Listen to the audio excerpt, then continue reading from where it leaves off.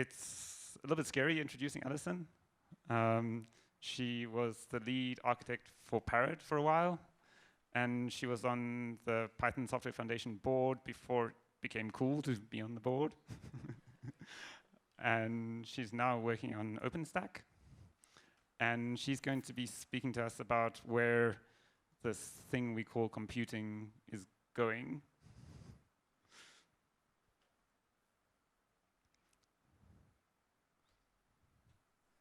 I need power, sorry. Oh, cool. Yeah. So after this talk, the day is going to be the end of the day. We'll be starting up again tomorrow at 8:30 with coffee. Don't do what I did this morning, and which Andre did as well, which is miss coffee. It comes back to bite you at about lunchtime. Cool, and over to Alison.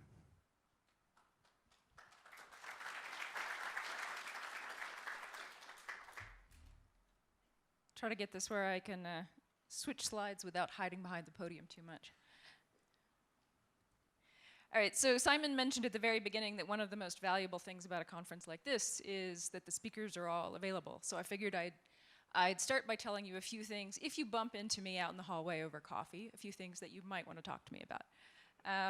So I'm on the board of the Open Source Initiative, and especially I'm responsible for individual memberships. So if you're interested in being a member, or if you have ideas about how to recruit members for an organization like the OSI, you can come chat to me about that. I work at Hewlett-Packard on OpenStack, and especially open source strategy around cloud technology. So might be some interesting conversations there.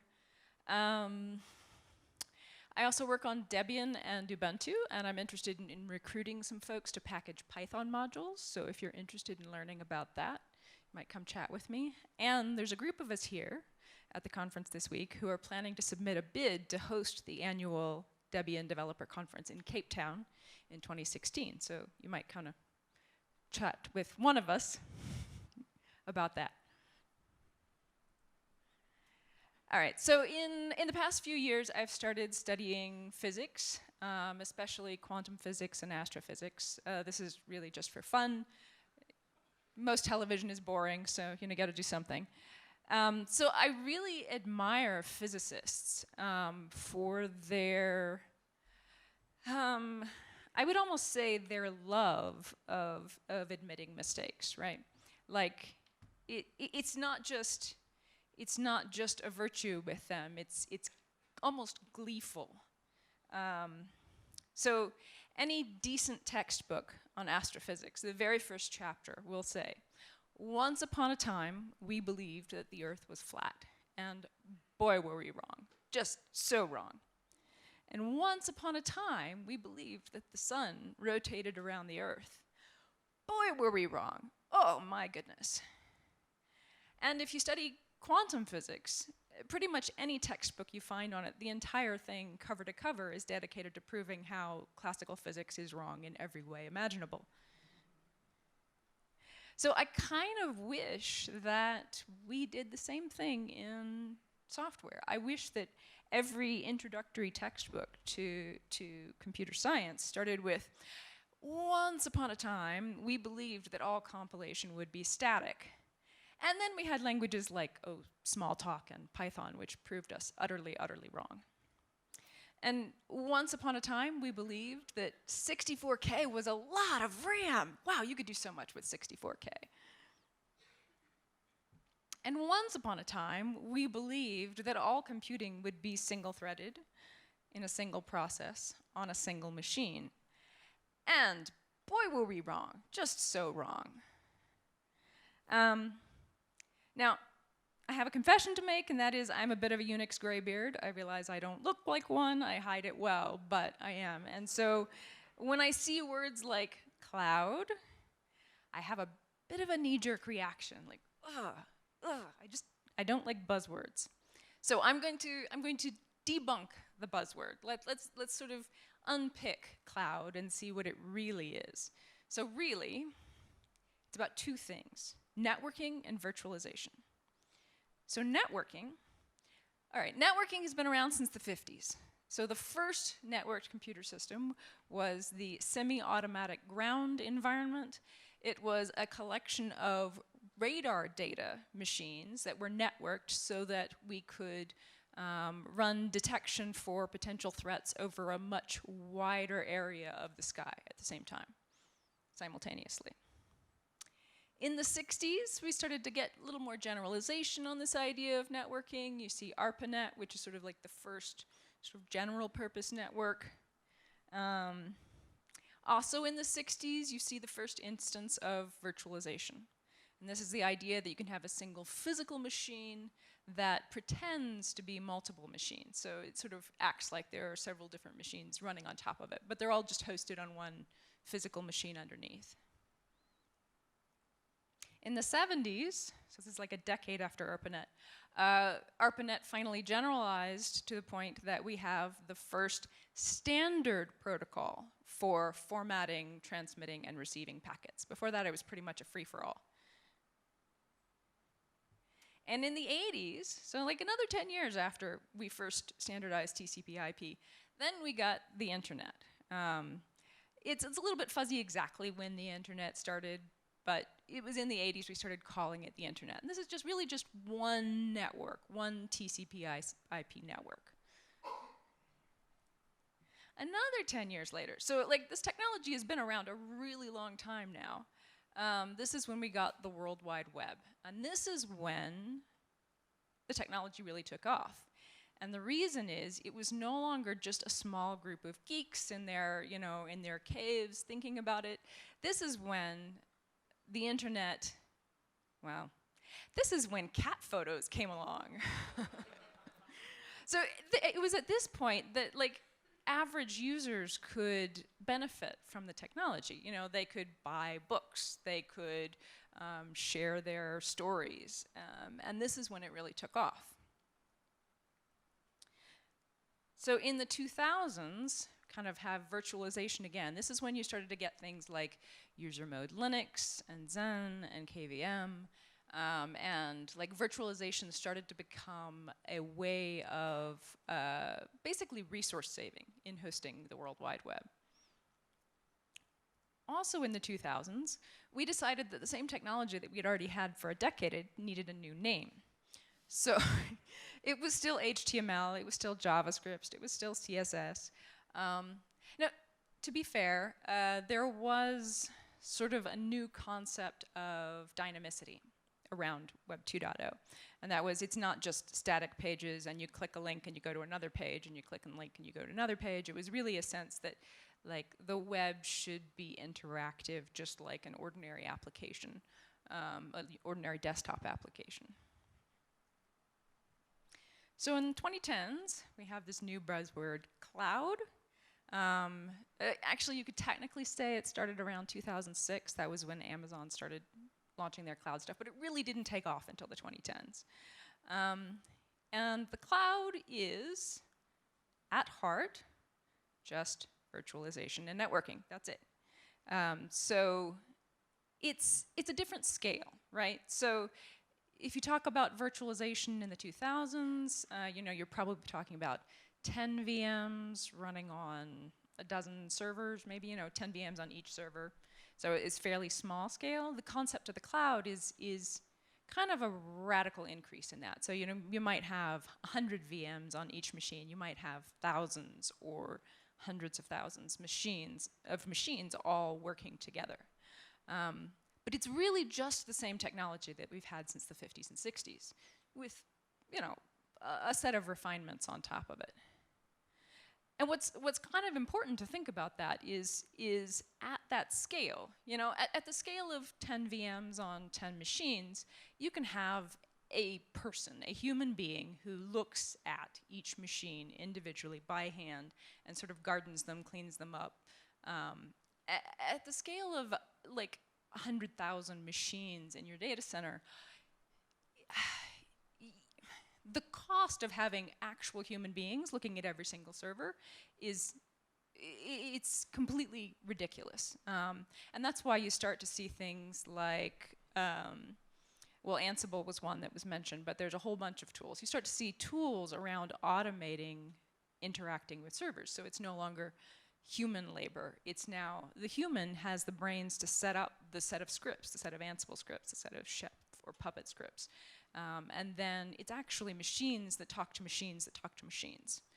And your entire infrastructure is spun up by software rather than by human beings. All right, so that's where we've come so far. What's next? What's the next buzzword? Well, I'm a linguist, so I get to make up words. At least that's what I consider. So, next is a new word I call ubique. You pronounce it like unique, or if you prefer, you can spell it like Philip K. Dick's Ubique. It's a novel. So it comes from the same Latin root as ubiquitous computing. It's about the concept that computing is everywhere. In Latin, it means everywhere. So this is the Internet of Things. It's also your smartphone, so you carry more power in your hand these days than, in fact, like a Cray supercomputer from not too long ago. And also it's things like, so the fact of having data SIMs now means that you have networking just about anywhere in the world. It may not be fast, it may not even be 100% reliable, but you can take it just about anywhere. So I'm not the only one who thinks this is what's coming. This is some research by Gartner, and they predict 30 billion network-connected computing devices by 2020. Now, this is a massive, massive upshift. You know, this is so from 2009, you have about 5 billion, and they're predicting 30 billion by 2020. That means this is where a lot of investment is going right now, is into this space. So Google Glass is one example of computing everywhere. It's a terrible example, but it's a prototype.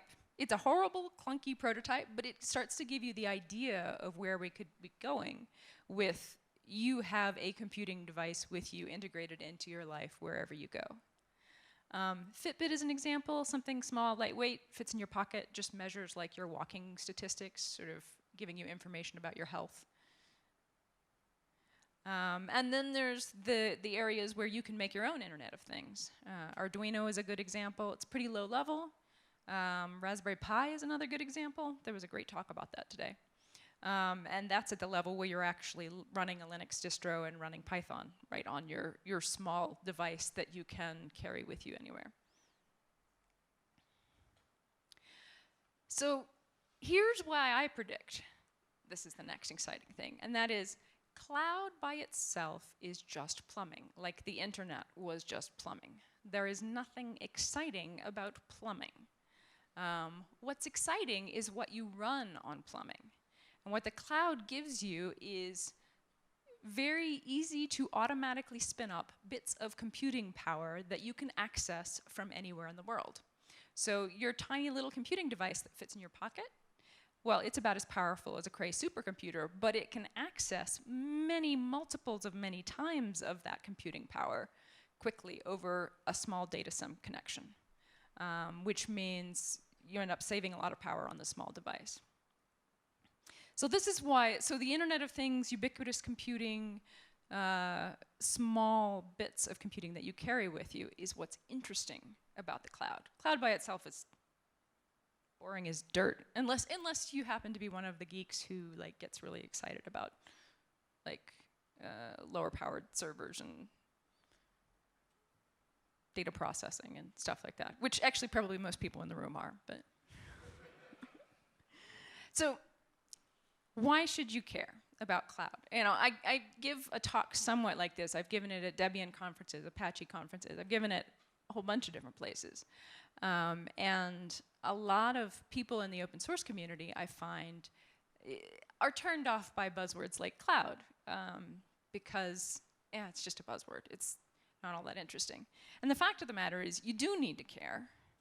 And the reason you need to care is because this is where Python is heading as well. So one example you may know that OpenStack is one of the largest open source cloud computing platforms, and it is all written in Python. So if you're not a GUI person and you're interested in interesting, exciting jobs in Python, OpenStack is actually a really good place to go right now. There's a lot of companies hiring for it. Python is a great language for the server. And more these days you'll find that servers in the cloud are running Linux. Most of those Linux distros have Python installed by default. So Python is a very light language, lightweight, rapid startup language. So these are some stats on Linux. And if you take a look at that, so the largest blue slice there is Ubuntu. The red one is generic Linux, and you'll see various other Linux distros in there. But if you add it all up, Linux is 90% of the cloud instances launched, which is a really big opportunity for Python. Python is a good language for the client. Again, because it's small and lightweight, you can run Python on your Raspberry Pi, you can run Python on your, as computing devices get smaller and smaller, you can run Python on a tiny little machine. And there's evidence that Python is, in fact, holding its place. So over the past year, Python has held number 8 in the TOBE index, as other languages have dropped down. So why is Python such a great language for the cloud? So a lot of it comes down to just very basic concepts of free software. So one aspect of that is the sort of the philosophy of free software. So you have the concept of development in the open, which means that people have very easy access to the language. You have licensing that's very friendly to just about anything you might want to use Python for. And like the whole concept of free software, of giving away the software for free, is a lot of what's driven the fast pace of innovation on the internet, because people didn't have to pay, hundreds of thousands of dollars just to sort of get in the door of doing development. They could, in their garage, they could just pull up their laptop and quickly put together some Twitter or whatever, and then launch it, and things go crazy, and they get bought out for ridiculous amounts of money. And but it's all free to start with. Part of it is the collaboration model that Python has. So there's a general principle that it's easier to find bugs when you have more people looking at it, and it's easier to fix bugs when you have more people with their hands on, working on fixing them. Now, obviously, this is not an absolute guarantee that all bugs will be found and all bugs will be fixed. There's certainly been enough in the past year, Heartbleed and the bash, yes, exactly, shell shock, to make us realize that there are, in fact, bugs out there, and we really have to be paying attention to it. But I think it's probably pretty important to realize that proprietary software does not have fewer bugs. You may not see them announced as broadly because the companies may be keeping lockdown secret about the bugs that they found and that they fixed. But the bugs are there. And personally, I find it a little bit scarier to have the bugs that you can't see and that you don't have people scanning for, and that massive numbers of intelligent people don't even have access to. I find that scarier than the open source bugs where at least someone is going to find it.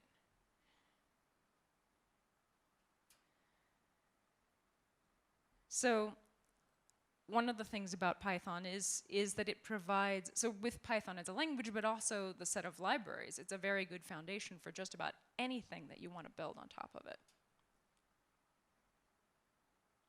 And I mentioned before, so all of this kind of combines together to give us a way of innovating more rapidly and in just about any space. That's the interesting thing. So it could be client, it could be server, it could be in the very infrastructure of the plumbing itself. Ansible is written in Python. It could be in the tools that we use to increase automation.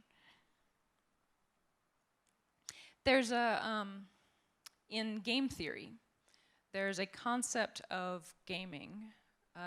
There's several models of gaming, but there's one particularly that I find appropriate for free software projects, and that is the concept of the zero-sum game.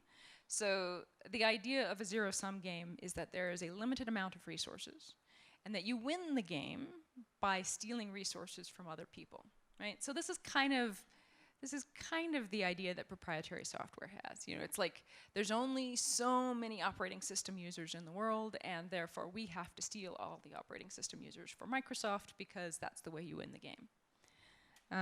So there's an alternate view in gaming theory, and that is you win by creating value. So instead of starting with a limited number of resources, you start with nothing, and you create value as you go along, and the person who creates the most value is the one who wins the game. This is much more the model we follow in free software. And in fact, you can give away that value. Like that's not the key piece. The key piece is essentially building up the entire ecosystem so that it can move ahead more rapidly. Now, there's another side of free software, and it's the side that people sometimes find scary, and that is the concept of $0 software. Well, okay, once upon a time it was scary and radical. It's actually not so scary and radical anymore. So in the modern day, you know, it used to be you pay $300 for your copy of whatever application on Windows or Mac OS, and now people expect $2 software on the App Store. You know, that's what they expect. And this is not just, you know, a little throwaway app. This is like a fully featured like Office Suite application. Yeah, $2. A very complicated game, $2. So it's interesting. This shift has created a market pressure on the companies that used to make money by selling licenses to software. There was an interesting trend. So for a long time, Mac OS, you know, if you wanted to update your copy of the operating system, you would have to pay hundreds of dollars. You know, a few years ago they did sort of a pilot of well, let's just charge $29.99 for the update and see what happens. It did wonders. It was actually really good for them because instead of having to support a whole bunch of versions of Mac OS back to the dawn of time, they had more people updating, so it was actually reduced their maintenance load because they could mostly just focus on the most recent versions. So then they went down to $19.99 because, hey, that worked pretty well last time. Let's try it again. And then $14.99. So the interesting thing was, at that point, Windows started to realize that they were kind of getting cut out of the market here by still charging hundreds of dollars for their updates. So they gave their updates for $14.99. And now Apple is giving iOS updates completely for free. Interesting that. I think we've been there before. So what these companies are realizing is something that free software has known for a really long time, which is the way to make money off of software is not by selling licenses. The way to make money off of software is by offering support services or additional services like cloud hosting of user data to go with your operating system. Don't sell them the operating system, sell them the other stuff that goes on top of it. Or content, sell them music, sell them movies, sell them books. And in this market, free software, open source, fits perfectly. There's absolutely no conflict. Give away the software, sure. That's not where the value is. The value is in everything that rides on top of the software. So where are we heading with all of this? So I think one of the things to carry away from the cloud and the move towards the Internet of Things is that software, you know, for a long time we were moving towards software that was like more and more monolithic. And we're heading in completely the opposite direction. So software has to be smaller, lighter, and faster. So for a long time, Java kind of sneered at Python because of the GIL, global interpreter lock, because you know, Java had this really big, beefy garbage collector, and you know, it could do parallel garbage collection. And well, that's great in an environment where you're running one really massive server that consumes all of the memory and all of the CPUs. Java is actually really awful in the cloud because it's such a hog and it takes so long to start up. And you know what? The GIL doesn't matter anymore. Like, it's fine. You can have a global interpreter lock. It doesn't matter because your multiprocessing is not in a single machine. Your multiprocessing model is now a very lightweight process on one VM that talks to a bunch of other lightweight processes on other VMs. So it's distributed in a different way. And that changes your optimization model entirely. So, okay, so this is the direction Python is heading, potentially. This is something we have to think about in the next decade. What can you do? Honestly, a lot of it is just keep doing exactly what you're doing, right? Keep using Python within your web applications, within your server applications. Keep working on the maintenance of the Python core. If you do that, that's a great way to help out. Think about Python 3, please. I realize this transition has been a hard one, but there are some key feature advantages in Python 3 that are worthwhile. You know, things like function signatures and async IO, and you know, Unicode support that is a lot less broken. They're not exciting features, but if nothing else, think about right now the fact that people have to, like when they're considering Python as a language for implementation, they have to worry about this 2 to 3. They have to worry about, okay, which libraries are supported in 3, which libraries are supported in 2, which, you know, how do I write my code so that I can handle both? It's actually a level of complexity that hurts adoption of the language. So if nothing else, just port your code to Python 3. If you have dependencies that your code needs, see if you can help out porting those to Python 3. It's got to happen, and it's got to happen soon. Another way I mentioned at the beginning, so one of the ways that Python gets distributed easily is by packages in Linux distributions. So, you know, if you're not like a core Python maintainer, but you have an interest in seeing Python modules more available. The core of Python is in fact already packaged on all the major Linux distributions. You don't have to worry about that. But there's a lot of sort of long tail modules that are really, really useful that may not be packaged yet. And packaging is really easy work. It's like essentially putting together a metadata file that tells the distro where to install, and that's it. And these days you don't even have to do that because they know how to read from your eggs and like your existing Python packaging. If you know a little bit of Python, or you know a lot, or you're maintaining a package, or you're maintaining a module, make sure you're teaching somebody else what you know, because you won't be around forever. And make sure you're learning what somebody else knows all the time. Like, don't just think, I know enough, I know plenty. Make sure that you keep learning as well. And a very, very big thing is community building. So it's events like this, it's participating in mailing lists. You know, like, projects like Python, they don't, like, the software alone is not enough to keep the project going.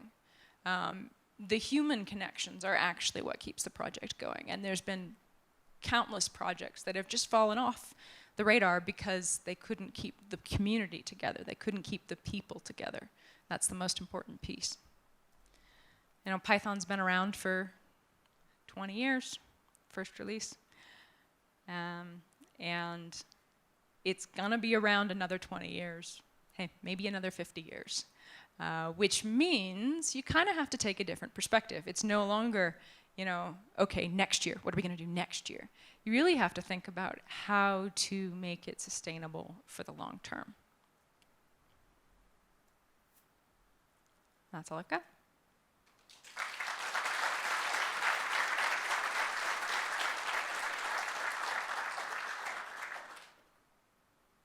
You want to take questions?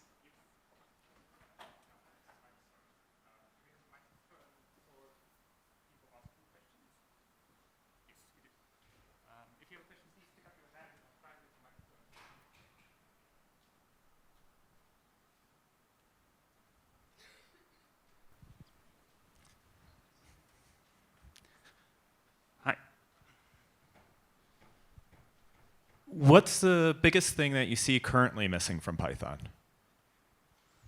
Missing from Python? That's an interesting question.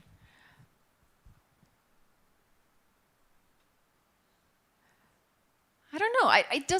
Python doesn't really have any massive gaps, like massive glaring gaps. I mean, I suppose the biggest things I run into are the little irritations, especially, well, so using a language like Python for a code base the size of and complexity of OpenStack presents some interesting challenges. And I kind of wish we had better tools for like profiling, for refactoring, for it's stuff that you almost think of as a little bit of, they're almost convenience features, but they really make a big difference in large code bases.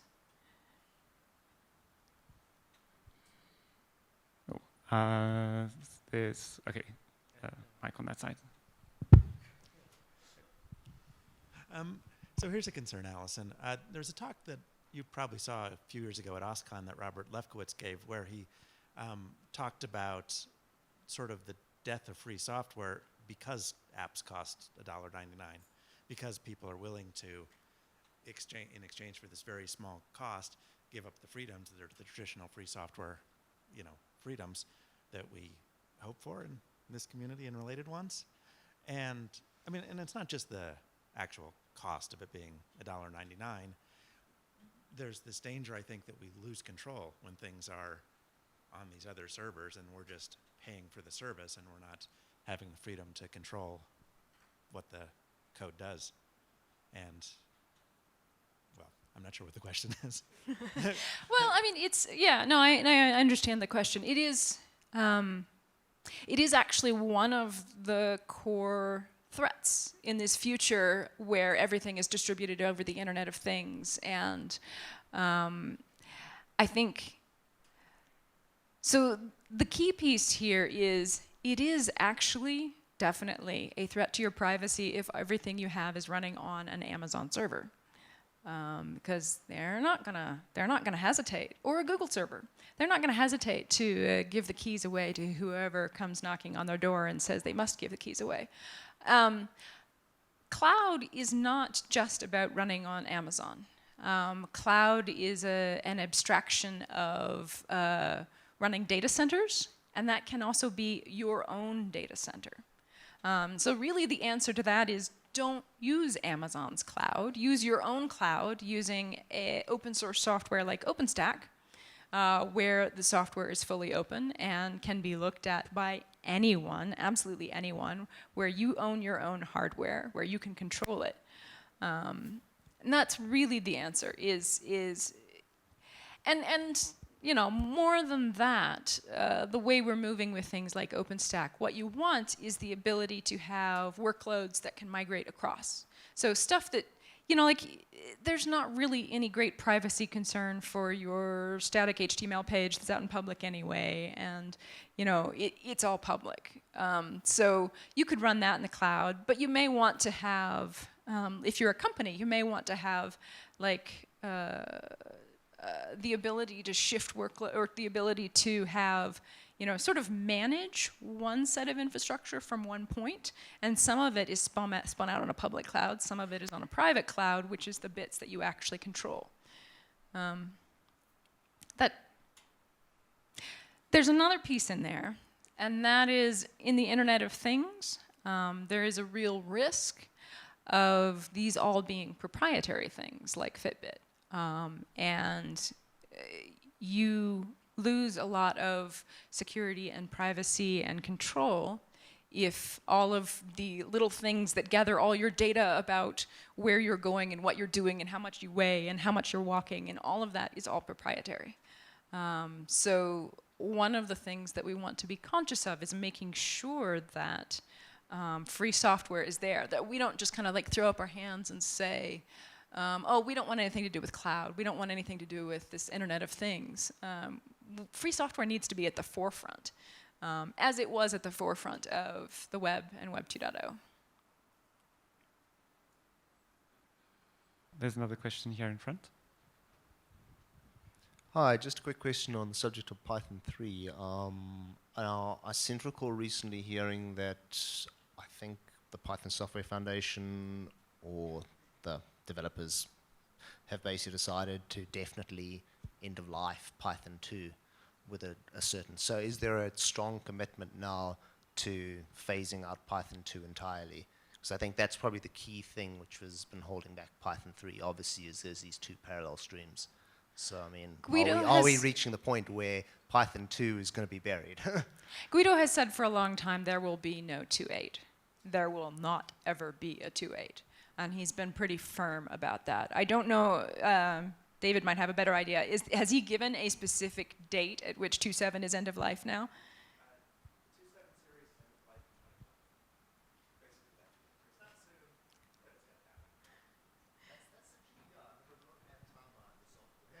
And Guido will be firm about that. He does not hesitate to put his foot in the ground and say, this is what it's going to be. He's good about that. So given your experience with large projects and involvement in Python community, what do you, comparing Python to other languages and surrounding communities, what key things would make the Python community different and possibly, I don't know if you can even say that, but would those things, in your opinion, make the Python community more successful because of, are there like 3 things you can point out the Python community stands out because of these 3 things? One of them is Guido's stand from the very beginning saying that there is one way to do it. There is one best way to do it. Certain other communities I've been involved in, you know, we'll make a big deal out of there's more than one way to do it, but that can actually hurt you in the long run because you end up with confusion. Of course, 2.3 Python right now kind of has more than one way to do it, but I would say that's actually a problem. Another thing has been very intentionally being approachable to newbies. That's a big thing that Guido has always made a point of. That's a big deal. Like, you want people who come to the language to be able to pick it up very quickly. And that hasn't hurt, you know, like Python has very advanced, you know, like NumPy, SciPy, it has very advanced libraries once you get to that point, twisted for a completely different domain. But in order to just get started with Python, you know, it's a great teaching language. It kind of gives you the training wheels in the very beginning. Oh, I think we have, yeah. That's all I can think of. I would say if there was one thing that Python could do better, it might be being a bit more evangelical. Being a bit more extroverted about participating in things that are not necessarily Python. I mean, and there are some of us who like participate in other things, but I think I would like to see a much stronger presence by Python developers, the PSF, at completely unrelated events, at cloud events, at Linux events, that, you know, sort of spreading the ideas of Python more broadly. Yeah, over here. Just a question about open source in general. You've compared the open source model versus the proprietary software model and so on. But over the 20 years since Python has been created, I think I've just noticed that there's been a trend where people are actually being paid to work on open source projects, like Kickstarter projects and so on. A good example would be the self-migration in Django. I think there was a Kickstarter project to migrate the package actually into the core of Django, for instance. But my question is actually, how does this affect the future of open source in general? Would people still be willing to work on open source if there's actually other rockstar developers being paid to work for do work for the open source software? So yeah, that's sort of the one question. And also, how do you handle when you have an open? This is the second part of the question. If you have let's say a really cool project, and then the guy who's the main, let's call the bus factor one guy, leaves that project and then it becomes stale, or the project becomes stale? Is there some way you can tackle, is there maybe a strategy that open source can take to tackle those kind of problems and maybe fund something like that? Yeah, I was just going to say, those two are actually related. They're not separate questions. So yes, there has been a shift since the beginning of free and open source software, where in the early days it was almost entirely volunteer, and then over time you would see a few developers for a few projects funded. And now you have projects like OpenStack where the majority of developers are actually employed to work on the software. There are a few volunteers, but proportionally it's a very small percentage. About 10 years ago, we worried a lot about if having some people paid to work on it would demotivate the volunteers. It doesn't seem to. So what seems to happen is the very first developers to get paid in a project can be attention. If everybody's volunteer and then like 1 or 2 people get paid, then there's like a, well, why didn't I get paid? You know, why wasn't I one of those people? But after a while, you know, I've seen a project, you know, I've watched specific projects do this transition. After a while, people kind of get used to it, and you find that instead, the fact that there are opportunities to get hired means there's more motivation to participate as a volunteer. You know, as a side. Not that your only motivation is getting hired, but you know, it's kind of like, well, and as a side benefit, you know, I might eventually get hired to work on this project that I love. There's a chance. So it doesn't have the same negative effect that we were worried it might. And then there is a, I would say the one that I'm most concerned about now is when the majority of developers are employed by various different companies. There's a new level of engagement that we have to do that we really haven't done in open source in the past, and that is engaging with the people at the company who are making decisions about where those developers spend their time. It's something we're doing in OpenStack now. We're calling them the hidden influencers. It's like, yes, you engage with the developers. Yes, we get the developers on the mailing lists and on IRC and participating in the developer summits and all of that, but where are their managers? And if the developer says, ooh, I want to work on this cycle, this 6 months for the next release, do they actually have the backing from the person who is paying their salary to do it? And if they don't, well, maybe we shouldn't count on that particular feature as much as if someone is actually willing to step up and say, yes, not only is this developer interested, but I am willing to allocate 50% of their time to that feature development over the next 6 months.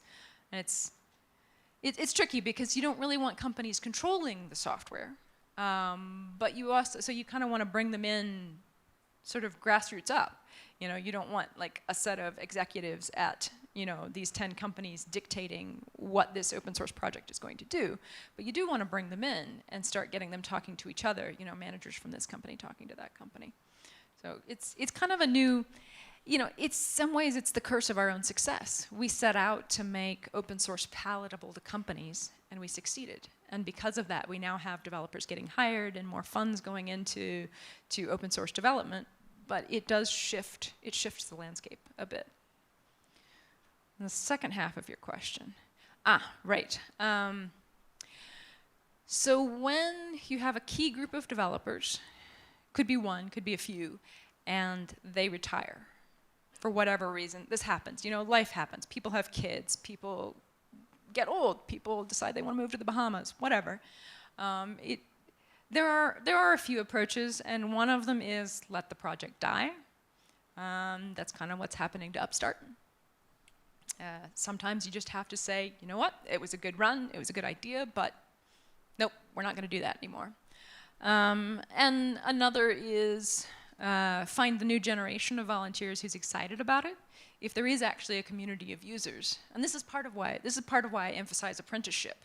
You know, it's like if you get to a point that the leads want to retire and there's no one to take their place, that's a failure on the part of those leaders for not training someone to take their place. You know, every single leadership role I've ever had, I have always kept in mind 2 or 3 successors that I am training to follow after me, people that I make sure they know what I know and, you know, they have the skills that I have and they could step up and take my place.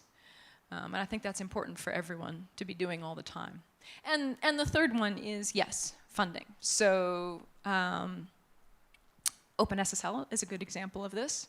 You know, in that case, really the answer was, okay, we needed the Linux Foundation to step in and find funding and hire these people to work on it.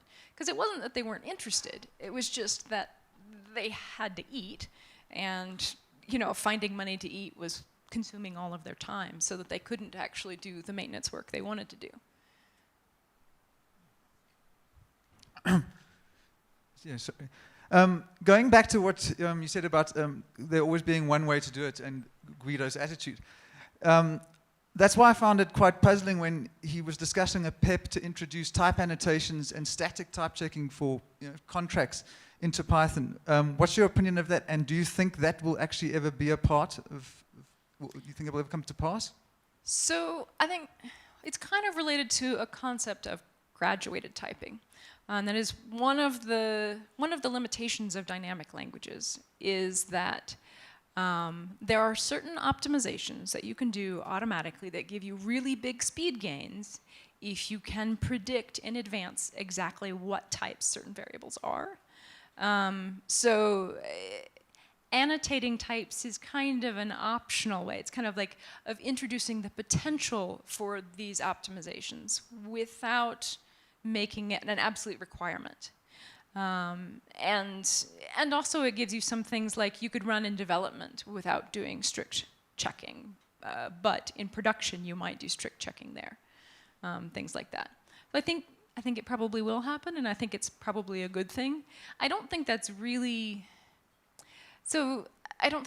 more than one way to do it in the sense of radically different options. It's just introducing an optional feature that you can choose to use, and, you know, it'll give you speed gains, stability gains, security gains if you choose to use it.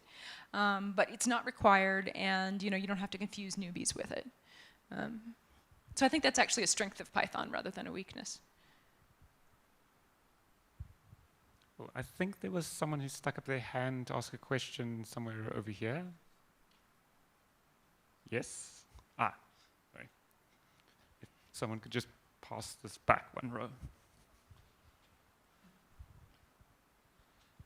So I have a question regarding open source projects. Some open source projects are quite complex to get into. I mean, a very good example of that is Mesa, which is, you know, an OpenGL stack. There is like 20 developers working on it worldwide. It's such a big project, and people who try to get into it just fail because it's too big. This is what I consider like a problem with some open source software, as in a project got too big to be managed or for volunteers to get into easily. So is there anything that can be, I'm not entirely sure what the question is either. How can we make this, do you know of a way to make it better? Yeah, OpenStack is another one of those projects that's just really big and complicated and it's hard to get into.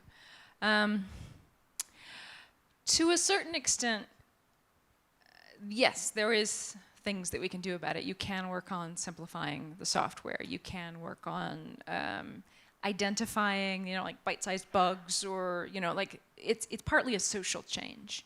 You know, that the developers need to realize that this is an important part of keeping the project going for 20 years, is having new people coming in and kind of having that channel for new people to follow so that they can come in. But it's not a completely solvable problem. So there's the waterbed theory of complexity, right? Is that for a certain problem space, there is a certain amount of complexity. And I think, you know, for OpenStack, you know, there is a certain amount of complexity to managing hundreds of thousands of servers, right? There is in the problem space, and you know, you may be able to push down the complexity a bit over here, but it's just going to come up on the other side. You know, like a waterbed, you push it down on one side, it just comes up over here. So it's like there is a certain amount of complexity in the problem space that you can't entirely eliminate, and I think Mesa is probably the same way. But you can choose where to put the complexity, and you can choose to say refactor certain pieces of complexity out to a library, and maybe there's only 5 people who ever want to touch that library. There's certain parts of the Linux kernel that are like that. But you know, user space in the kernel is one place where it's like, well, we'll make it really easy, well, relatively easy to engage here, and we'll encourage people who want to add code to the kernel to go there, and not really muck around in the real deep internals of the Linux kernel. So you can kind of choose to make those, you know, sort of either modularity or plug-in architectures or whatever. You can choose to make those choices about where to put the complexity.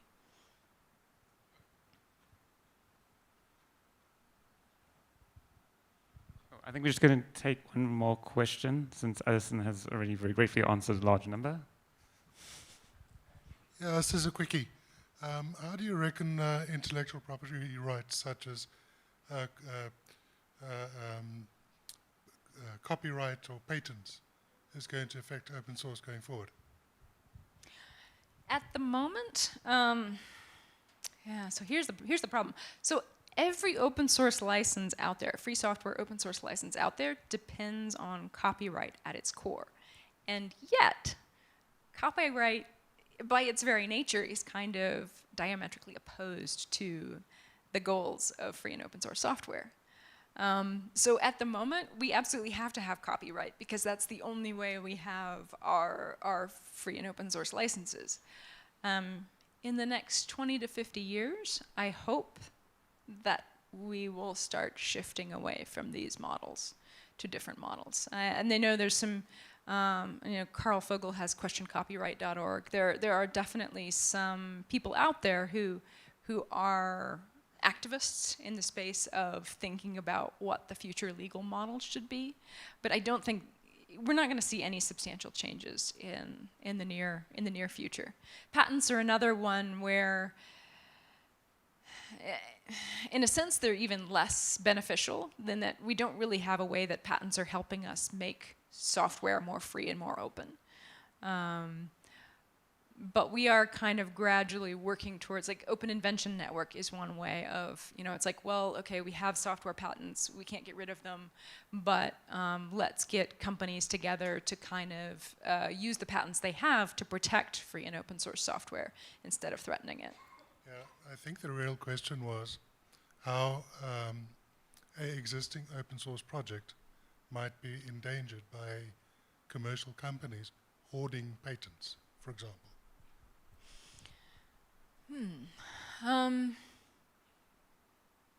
So patents are a danger to projects, because you know, the recommended advice is don't look at patents, because you get treble damages if you knew there was a patent in the space. So it's better just not to know, which is kind of not the best feeling. But yeah, the answer is things like the Open Invention Network, and also companies collaborating around, like in OpenStack, they make a very big deal of the companies collaborating around, all contributing their patents in the cloud in the cloud space towards OpenStack. And there's actually, you know, I think the only really major cloud providers that don't participate, or cloud companies that don't participate in OpenStack in some way or another, is probably like Google and Amazon. Like even Microsoft contributes to OpenStack, which is the weirdest thing. But you know, they want their virtualization to work in OpenStack as well. So it's that sort of thing. So it's getting companies to collaborate around specific open source ecosystems in specific ways that actually builds in the protection. Because honestly, most of these companies don't use patents offensively. Most of them, like sort of the core idea of patents in business is a defensive model, where the reason we have to have patents is so that we can build agreements with the other companies. So like we have a certain amount of weight on our side that balances out their weight on their side, and that's what brings us to the table to talk, is because, you know, we each need what the other has. So the reason companies aren't willing to just throw up their hands, some have, Canonical refuses to do patents, but the reason companies aren't willing to just say, no, we will not do patents, is because they're afraid it's like the Cold War, right? They're afraid our competitors are building up their patents, and they're going to cream us if we don't actually have, you know, a patent set to counter them with. It's an unfortunate part of our world at the moment, and I hope it will die. I would be happy to see software patents completely abolished.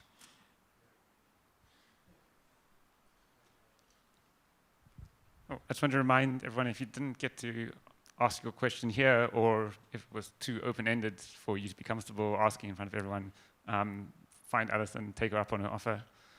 Please do. Catch me over coffee. I'll be here all week and at the sprints. Awesome. And thank you again.